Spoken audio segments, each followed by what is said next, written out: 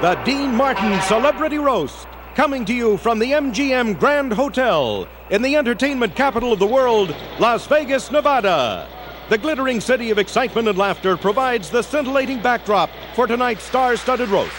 Ladies and gentlemen, from the celebrity room of the Grand Hotel, Dean Martin honors our man of the hour, Sammy Davis Jr., with tonight's guests, Freddie Prinze, Don Rickles, Phyllis Diller, Nipsey Russell, Danny Thomas, Milton Berle, Dionne Warwick, Wilt Chamberlain, Joey Bishop, Jan Murray, Frank Gorshin, Foster Brooks, Norm Crosby, and your roastmaster, Dean Martin. And tonight's very special man of the hour, Sammy Davis Jr.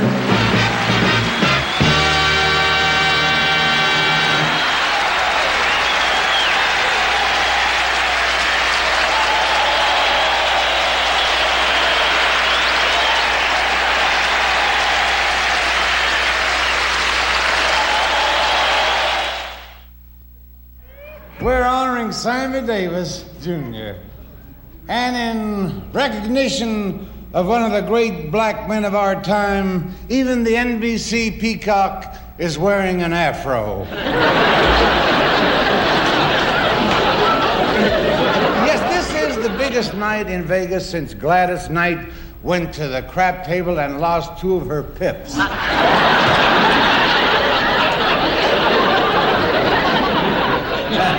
The Sammy Davis story started in Harlem.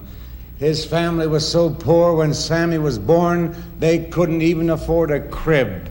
Until the age of 3, he slept in a hollowed-out watermelon. Wilt ain't coming towards me, is he? You think Sammy's small now? You should have seen him when he was born. The doctor couldn't tell whether it was a boy, a girl, or a Jimmy Dean pork sausage.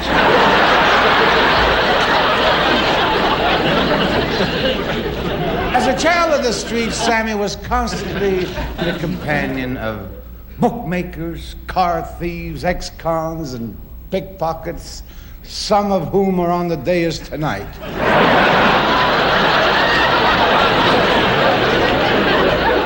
The first booking he got was in Atlanta.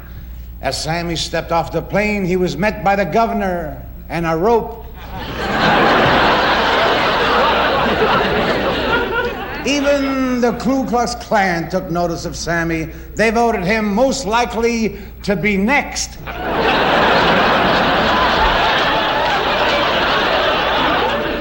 He proved that a black man could eat in white restaurants, check into white hotels, date white women, and be carried away in a white ambulance.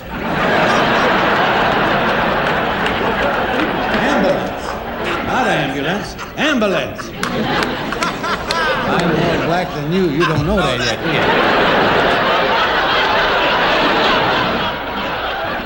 you? Sammy's never denied his heritage. Even at elegant parties in the White House, he still drinks Ripple from a jelly glass. And Sammy almost did a command performance for Prince Rainier of Monaco. But he didn't perform that night because he was a little steamed at Princess Grace. She was wearing more jewelry than he was. That's why.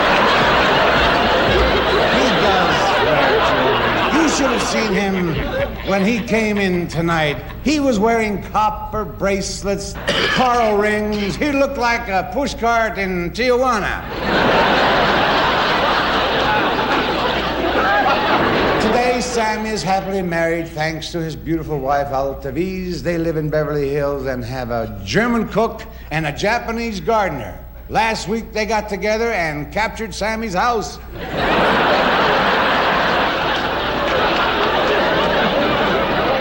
Ladies and gentlemen, not one of the funniest, I think the funniest guy in show business. I love him, Mr. Milton Berle.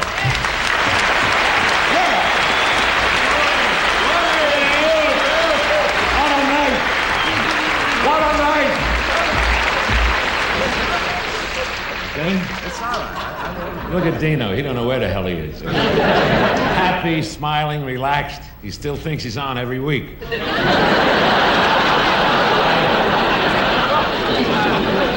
Oh, keep drinking, keep drinking. I came here for a roast, and he's fried. This one's burnt to a crisp.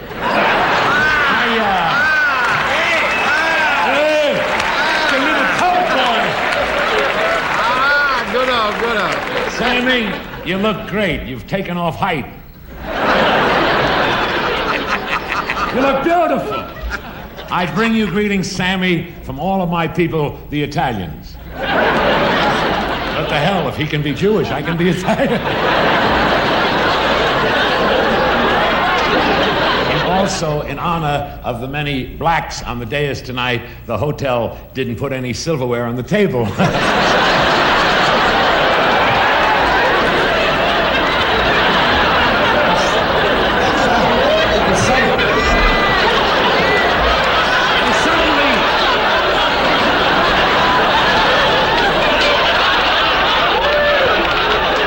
I suddenly have a feeling Chamberlain is going to dribble me all the way back to Hollywood.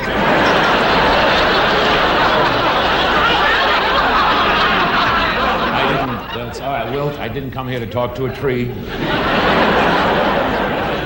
Just a little sap.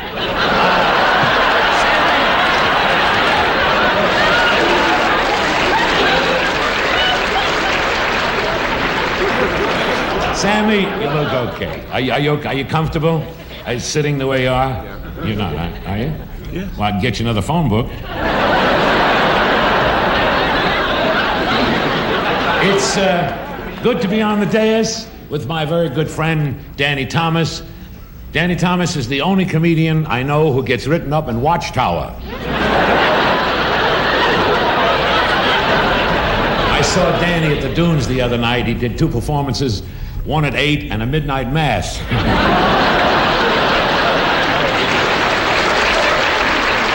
But enough of talking about the biggies. Let's get back to one of the smallies. What'd you do with the sardines?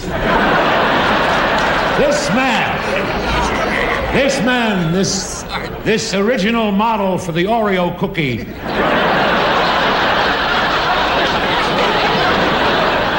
What a dancer. He danced with his father. He danced with his uncle. Until he was 35, he didn't know what a broad was. Wait, you took your glass. You getting tired, Sammy? Want to take a watermelon break? The reason I say that is because Sammy hasn't been feeling well lately. Last month, he had an operation on his throat, and they had a problem. They had to roll him in flour to find his mouth.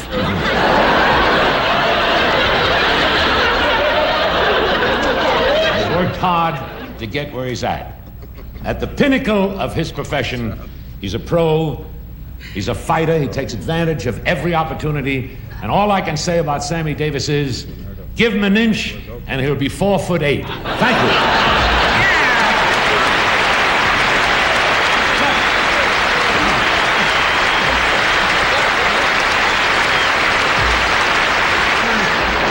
Future Basketball Hall of Famer Wilt the Stilt Chamberlain.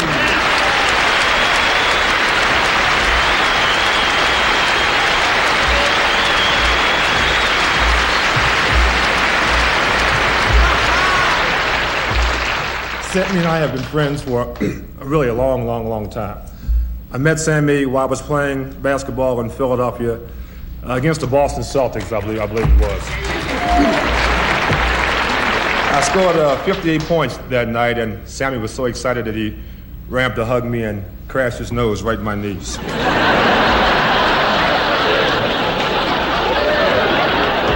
Sammy told me how much he envied me, but I envied you, Sammy. I was out there on the court really playing hard with Havlicek giving me a knee here and Bill Russell giving me an elbow there. And there you were in the stands with 2 beautiful chicks getting all the good parts.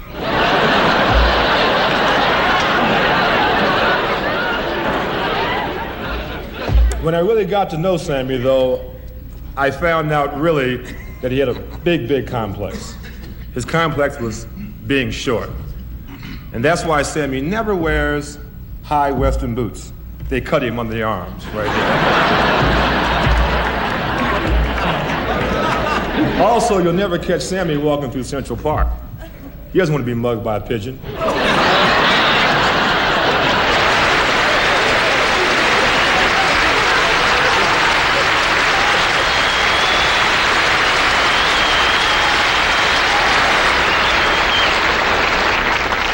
Did you notice while he was talking, nobody on the dais heckled him?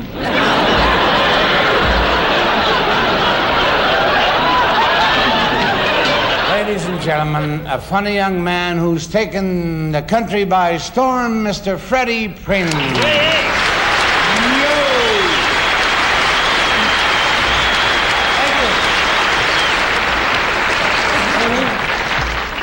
Thank you very much, Ding. I've been watching you on TV for years. A lot of years. I heard all those stories about the way you booze it up. I just want to tell you, if you fall down tonight, I'm not picking you up because it's not my job. I'm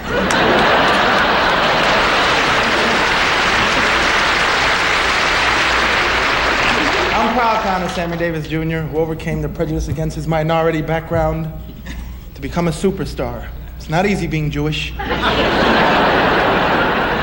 Being Puerto Rican myself, I have a special feeling for all minorities. Chicanos, Indians, Eskimos, Republicans.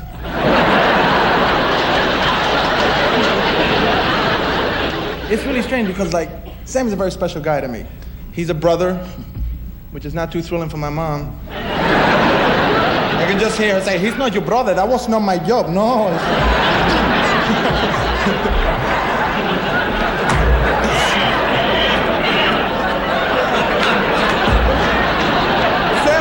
We came from the same ghetto, except his people got there before we did.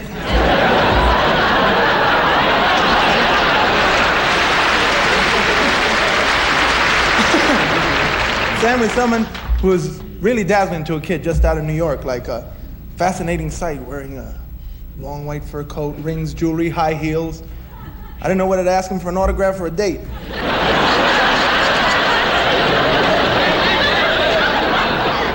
Now I know him better, I realize I could have gotten both.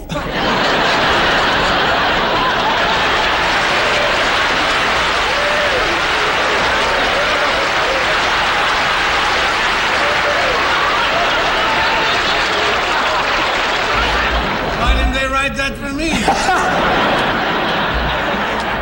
Because I got a knife.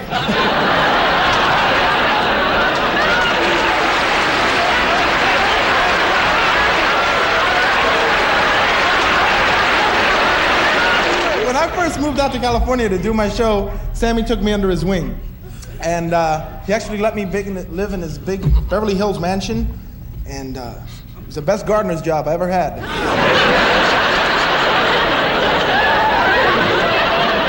It was real fun to stay in his house, man. A lot of fun, because he has a screening room with a projector. And every night he'd show movies. He told me they were great classics of the silver screen and monumental triumphs of film history. Such pictures like Ocean's 11, Sergeant's 3, Robin and the Seven Hoods. And every picture, Sammy had the same line. Frank, can I get you a drink?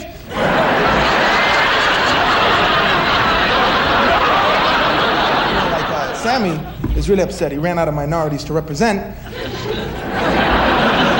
And he wanted to be Puerto Rican. He said, would I please make him Puerto Rican? I said, be my pleasure, but you've got to trade in your Stutz Bearcat for a 64 Chevy with pom-poms on the antenna, saints in the dashboard, and a little dog in the back window with the head going open.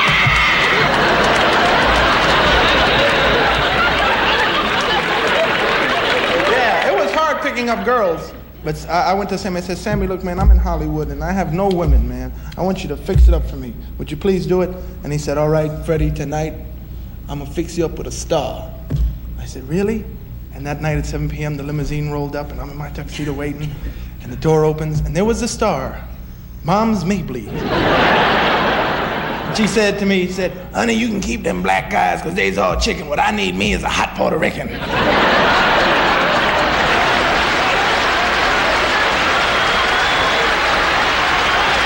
Thank you.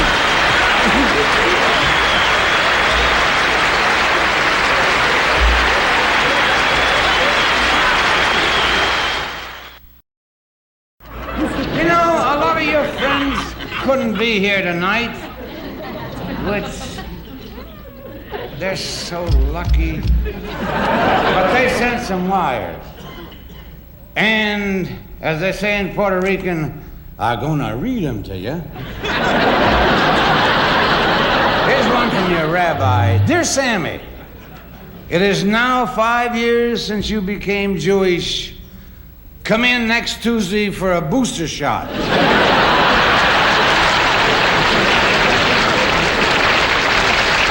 Here's one I think you're going to be very proud of. Dear Sammy Davis, we'd like you to pose for a nude centerfold in our magazine signed the National Geographic. When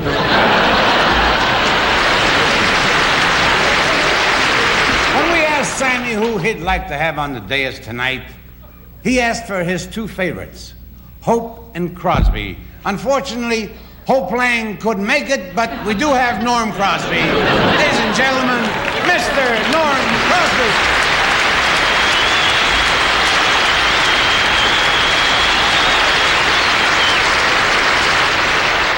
Friends, for as long as I can remember, Sammy Davis has been a source of insulation for people of all faiths, creeds, and ethical backgrounds that exist hither and yon, pro and con, mothers and fathers, adults, adulteresses, all people.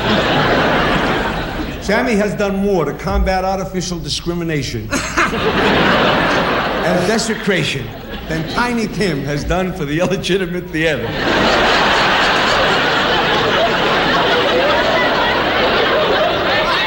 He is proudly aware of his Negro heritage. He is deeply involved with his Hebrew faith. Sammy is the only man I know who eats soul food with sour cream, who sips gin from a saucer, and who fully understands the timeless struggle for equality that has prevailed since the ancient Trojans attacked the Phoenicians and the Lesbians and ruined them. Sammy is one of our biggest stars, but he has never forgotten his humble beginnings. He started in show business as a trio, and to this day, he always seeks insulation from those three wise men, Meshach, Ushach, and to bed we go.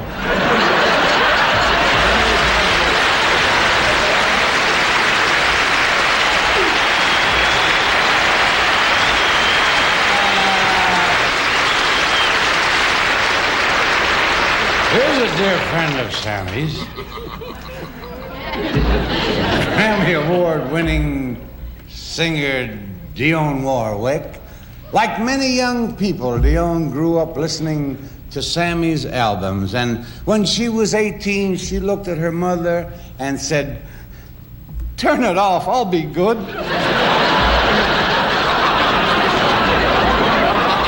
Ladies and gentlemen, the lovely and talented and beautiful Miss Dionne Warwick.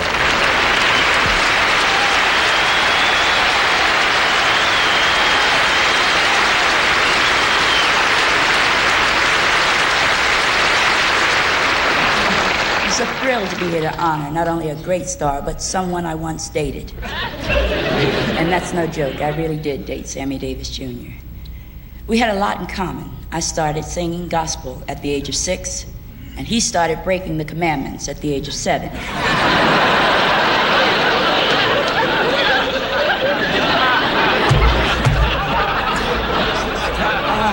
I'll say this for Sammy. He always knew how to make a woman feel tall. He just stood by her side.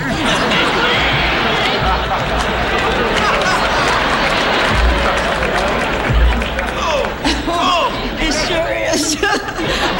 I still don't know why Sammy went out with me. In those days, I just wasn't his type. I wasn't sexy. I wasn't beautiful. I wasn't white.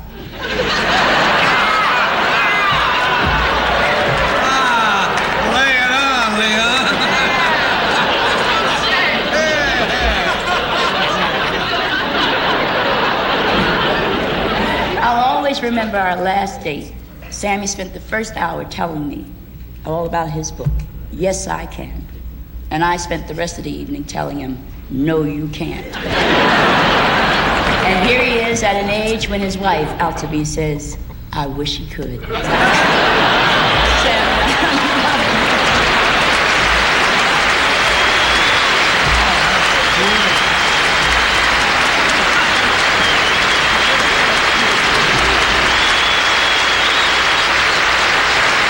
know, most people think of Joey Bishop as just a replacement for Johnny Carson. Now, that's a lot of...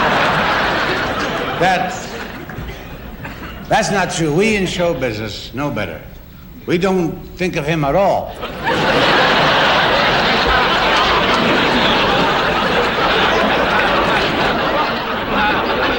Mr. Joey Bishop.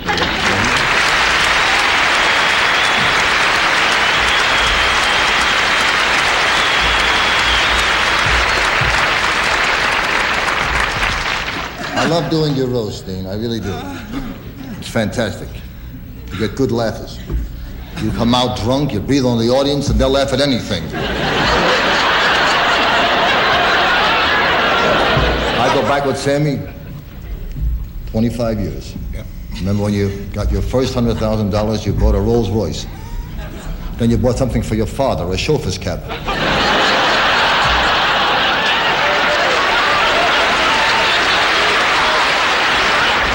To let the people in on something I'm sure they're not familiar with, and I know you'll attest to this. I, and I alone, was responsible for Sammy Davis's conversion to Judaism.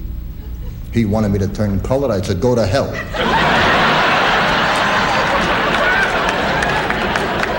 I got a bad back. I can't march.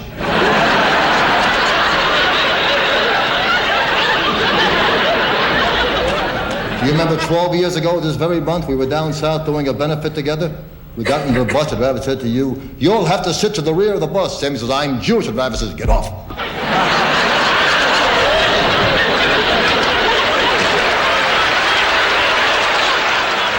Just want to reminisce with you while they're honoring you. Remember the first time after your conversion? You were going to synagogue, you didn't want to go alone, and you called me. You said, Joey, please. I've never been to synagogue in my life. This is my first time as a Jew. Can we go together? I said, what time, Sam? You said, 7:30. I said, I can't make it 7:30, Sam, but I'll meet you in synagogue at 8 o'clock. And you said, I'll be sitting in the third row.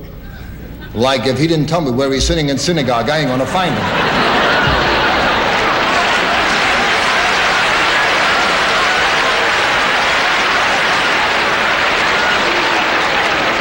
I said, for heaven's sake, wear a white skull cap so I'll spot you. I was never so embarrassed in my life. His first time in synagogue, the rabbi walked out. Sammy jumped up and hollered, here come the judge.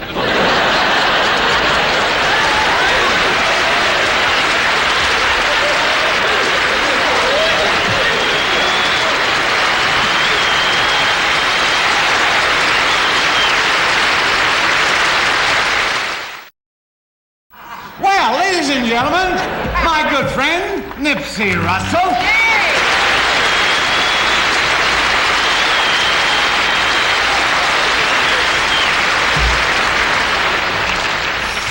Soul brother singing and dancing, wondering what he could do. He said, when you can't beat them, you might as well join them. And he went and became a Jew. And now that he can live high on the hog, the rabbi won't let him eat a pork chop. They say that the truest way in which you could reveal a man's personality and character is the manner in which he relates to his children. So I asked Sammy, I said, Sammy, are you a good father? For example, on holidays, like say for Christmas, do you play Santa Claus for your kids? He said, the kid's too hip for that. I said, you mean your kids don't dig Santa Claus? He said, they don't believe no white man is gonna ride no reindeer through Harlem after midnight. Listen, I know what it is with kids. I go home and the little devils run, look at me and say, Daddy, and I believe them. But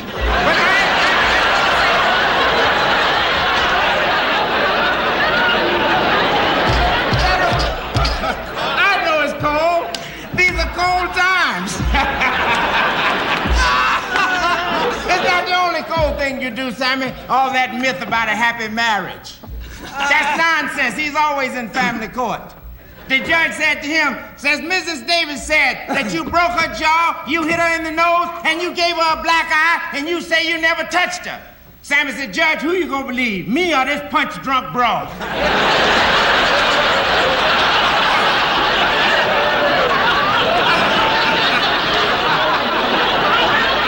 I saw Sammy and my beloved compeer, Don Rickles. They were in Florida. And they were having a great time on the beach. Don is known for being quite a malicious mirth maker, and Sammy is the soul of loveliness. And there they were on the beach. Sammy was riding the water skis, and Don, in the hot sun, was sweating in this boat, pulling Sammy Davis along. I had to yell at him. I said, hey, Rick, that's brotherhood. He said, no, Nip, this is baiting alligators.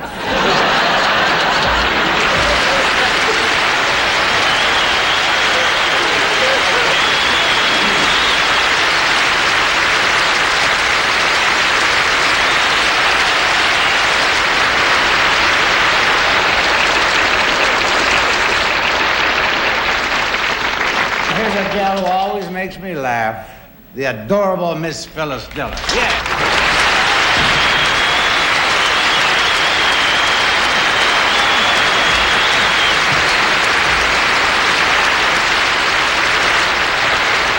It's so nice to be here at the MGM Grand Hotel, but I wish they hadn't put me in room 13. 13 is very unlucky for me. It's my bust size.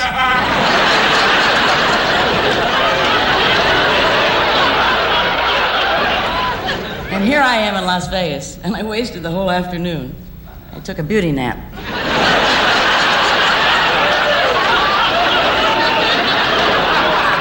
Sammy, you know, you really are the total performer. Last night I saw your act at a club downtown, down the Strip, and you're just too much. That audience was moved from laughter to the brink of tears. While you were on, they doubled the minimum.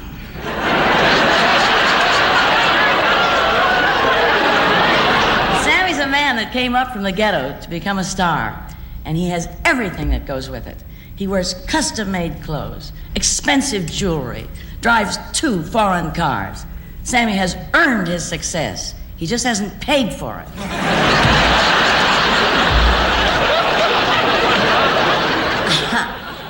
You think I'm too beautiful?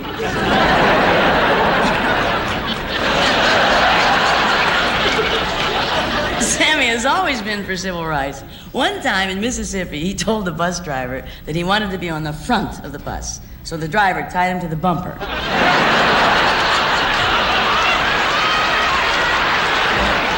This man believes in equal opportunity. Sammy has a white gardener, a white maid, and a white chauffeur. And he's also got a black secretary to make sure they don't steal.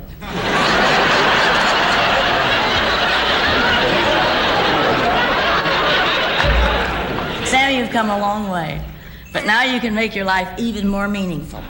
Go into politics. Nobody understands the need of blacks more than you do. Sammy, I want you in the White House. Then I want you to replace Kissinger with Cary Grant. And every time you send Cary Grant abroad, be sure it's me.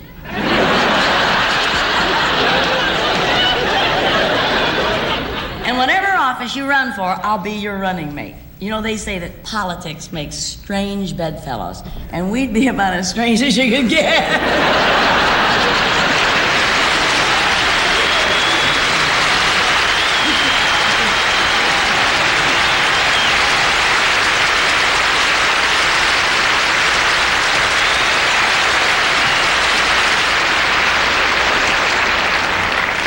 Thank you, sweetheart. It's all right with me. Just a little bit of Cary Grant, that's all. I really, sweetheart.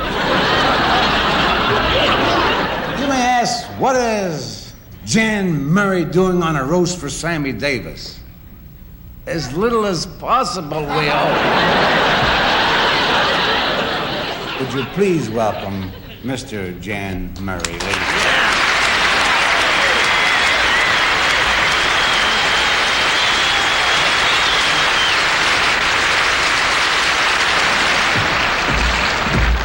know, I'm sitting here this whole night, and I want to tell you something. This whole evening is a big farce to me. Everyone's standing up here, and they're talking about Sammy Davis Jr. is this, Sammy Davis Jr. is that, and there is no Sammy Davis Jr. This man is a composite of everybody and everything he's ever seen in his life. Remember years ago when he came back from England? Suddenly, he was Sir Samuel of Watts.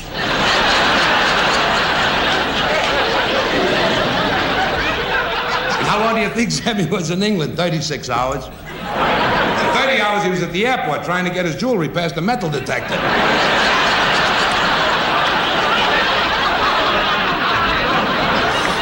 Who do you think he became this week? I'll tell you, you'll never believe this. You know, as you all know, this man is now starring across the street in one of the major hotels in the world, and I went to see his show last night. Now, his closing number, you'll never believe the gall, the temerity, the audacity that Sammy Davis had to walk out on the stage with a slouched hat, a finger in his raincoat, a cigarette in his mouth, and he sang My Way. What was he doing?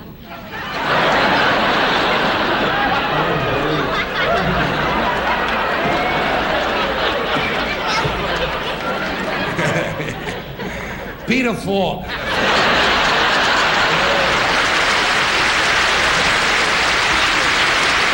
want to know what Sammy was doing? Of course, he was doing the one and only Frank Sinatra. I went backstage after the show. I said, Sammy, how can you do that song? That's Frank's song. It was written for him. It's his life. Sammy said, that's a lie. It's my song. It was written for me. It's my life. All right? Folks, I went out and got a copy of the song. Here it is, My Way. Let's see if this is Sammy's life. All right? Here's the exact lyric, all right? And now the end is near. So far, you're right, Sammy. The end is near. Saw your act last night. Your voice is flatter than your nose. And now we go back to the song. And so I face the final curtain. That part is also true, Sammy. If Sinatra ever finds out you're doing this song, it'll be curtains. He makes one call, you wake up tomorrow morning with the head of a watermelon on your bed.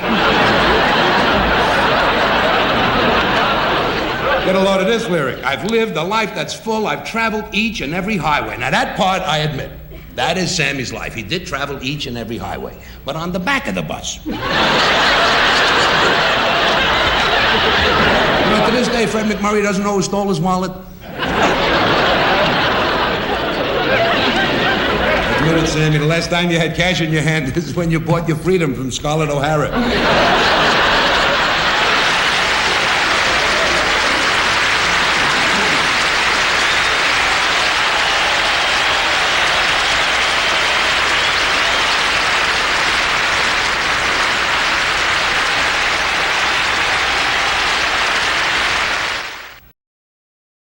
Now I'd like you to meet the magnificent impressionist, the man of 1,000 faces and 1,000 voices. He is beautiful, Mr. Frank Gorshin. Yeah.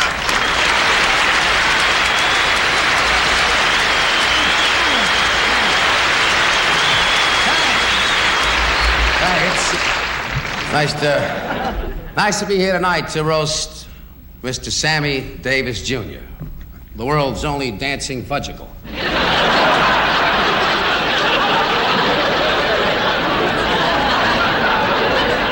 Everybody knows that you're a great actor, you're a great singer, you're a great dancer. I love everything you do. I love to watch you show up. But you do your impressions all wrong, Sammy. When you do Richard Burton, if I were Richard Burton, I'd really be upset. Upset? Upset's not the word for it. I've been humiliated, degraded, cruelly besmirched by this Brillo pad with legs.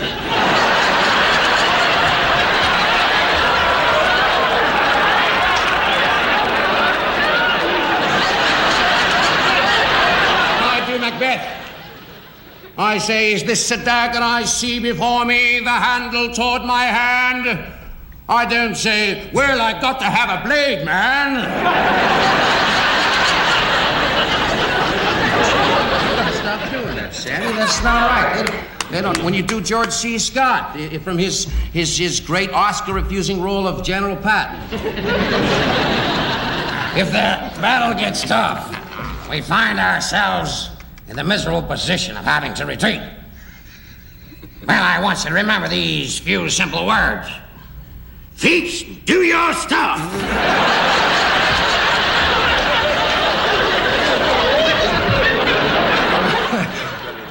When you do Burt Lancaster. I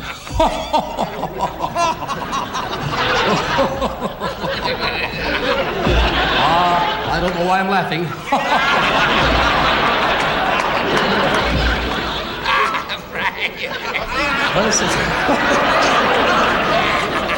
Yes, because I hate this man, Tan Moisture Diane.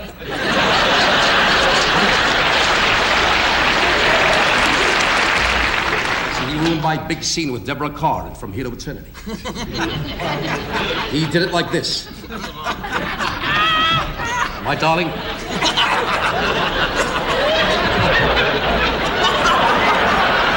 Yes, this is goodbye. I've always loved you and I always will love you. You'll have to go back to your husband. But I found myself another woman I love very much. Who is he? Who is she?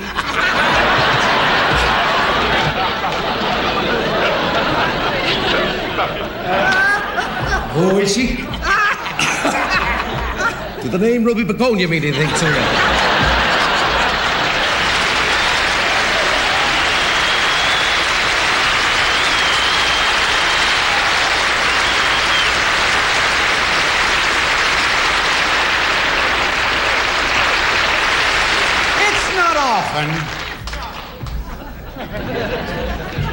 That I get to introduce someone who's in worse shape than I am. Here's the distinguished chairman of the Las Vegas Chamber of Commerce, Mr. Buster Frooks.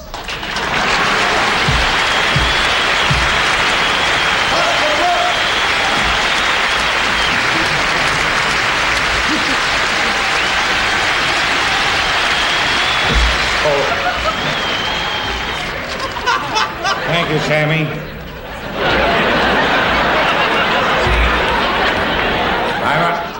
I'm honored to be standing here, and I rather imagine you're surprised that I am. The last time you and I were side by side, somebody stepped on my tongue.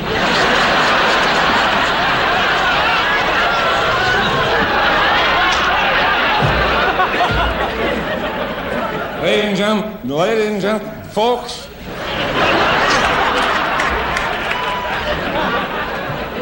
This man, Dean Martin has without a doubt the warmest heart in show business. And you would too if you drank Sterno.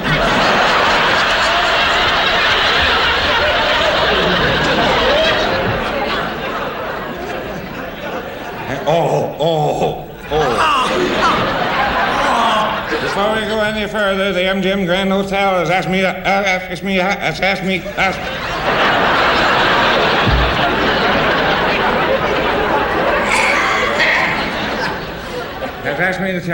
tell you something.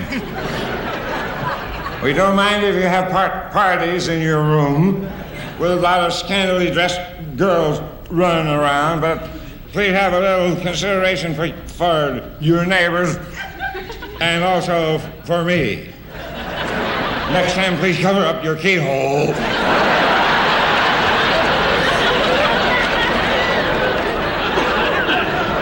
On behalf of the city,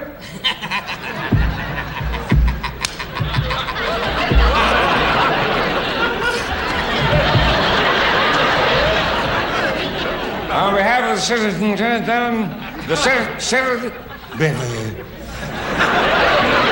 half of the folks of Las Vegas, I'm here to give our thanks to this superstar, Sandy Duncan Jr.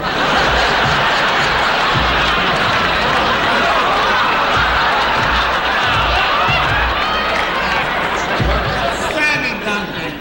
Oh. Where would Las Vegas be without you, Sammy?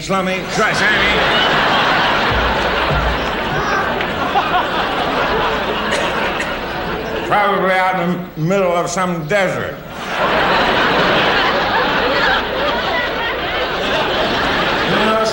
Snoopy.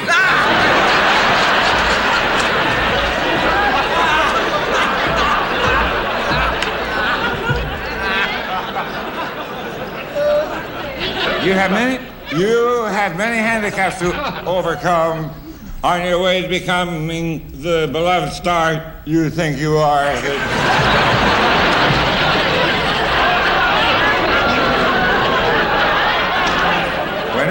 Whenever you play Las Vegas, many people benefit financially.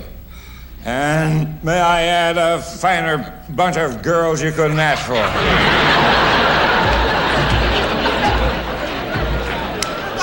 Come to think of it, I asked for one of them last night. Did you get yours?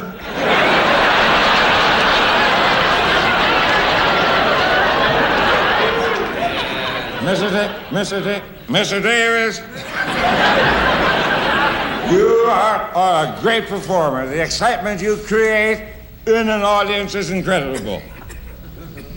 There they sit, spellbound, wondering if someone in your entourage is ransacking their room.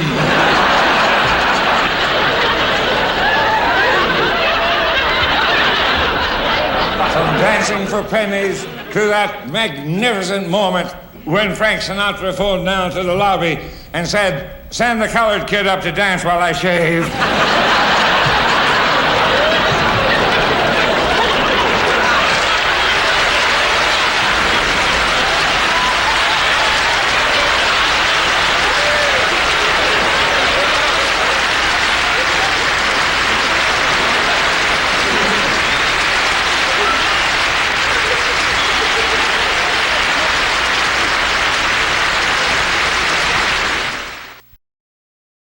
You know, Sammy Davis is always singing, "What kind of fool am I?" I'll tell you what kind of fool Sammy is. He asked me to invite Don Rickles here tonight. Sammy, you asked for him and you got him. Ladies and gentlemen, here's the man whose sense of humor is as twisted as Carl Malden's nose, Mr. Don Rickles.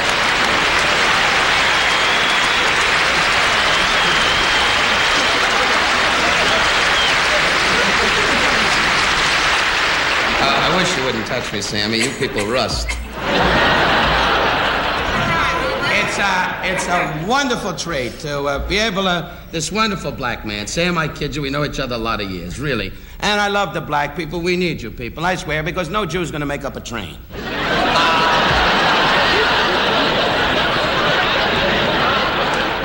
I kid, Sammy. You're a black man. I took a guess.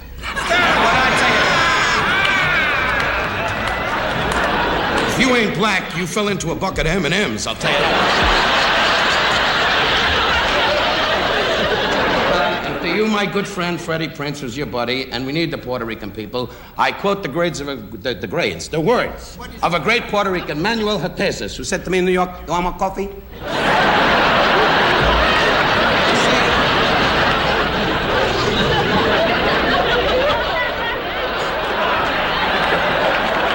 Look at this, the Puerto Rican and the color guy are making plans. We roll the Jew. Now,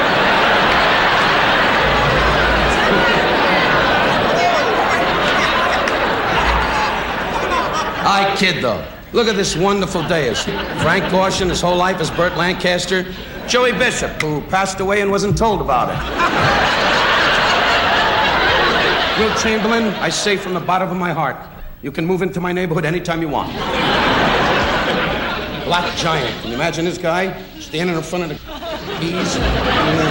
Hey, anybody want to eat those peas? I'll tell you, eat them peas. I kid you, Wilton. Why?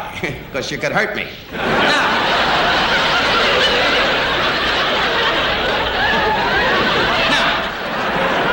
you gotta know, this is too fast for you, Dean. I'll make you feel at home. Youngstown, Ohio, right? What's that town you come from? Steubenville. Why, that's better? Anyway, Steubenville, Ohio. Lunch.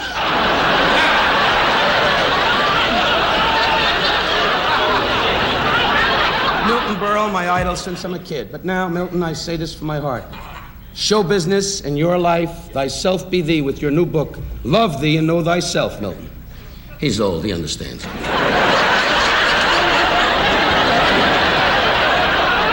I have based my whole humor on laughing at bigotry. I laugh at Wilt Chamberlain, ha ha ha ha ha. But if you don't laugh back, it's not funny. I laugh at the blacks, the whites, the purples. Mostly the blacks. Remember the words of George Foreman, who said after the Muhammad Ali fight, was that down? Let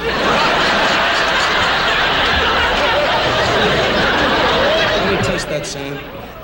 To the black people, remember the words of a great Negro, Johnson Jones, who said in Biloxi, Mississippi on a Saturday night, if the white man and the Negro can work in harmony, the people know that the white folk and the man is harmony with love.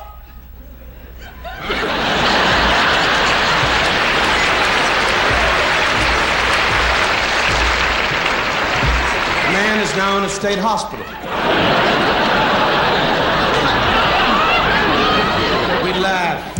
Why do we laugh? Black or white? Because we must laugh. That's right. Look who became the priest.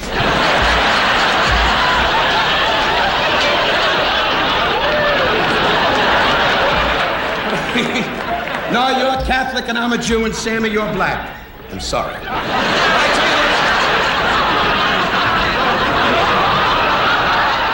Remember the words of a great Negro. I say that honestly. All peoples are alike. We are all working. You live in my neighborhood. I live in yours. Right, Sam? Right. Are you crazy? That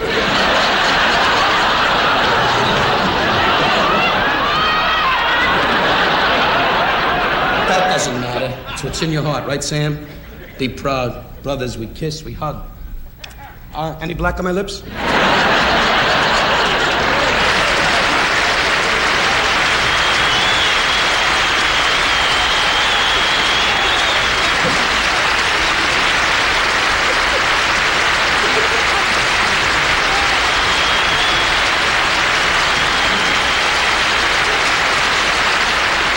Sammy met his wife, Altavise.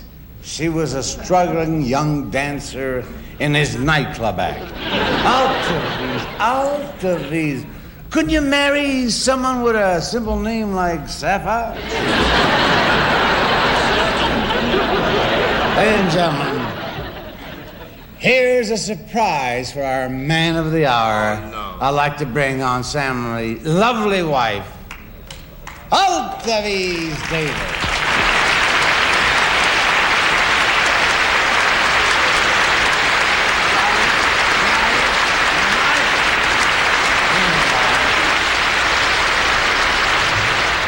Almost every word that you people on the dais said about my old man. And all I can say is, right on. You can all kid Sammy, but I'll have you know that he's personally created jobs for a lot of people nobody else would hire. His tailors.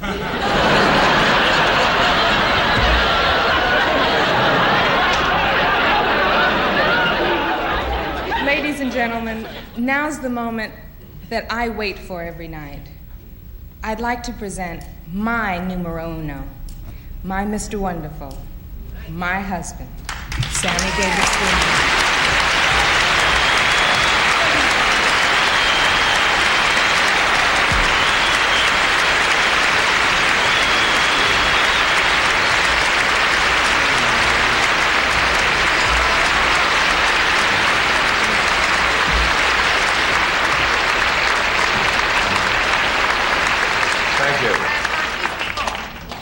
I would, first of all, like to thank a man that I love very, very much for giving me this honor, Mr. Dean Martin. I mean that.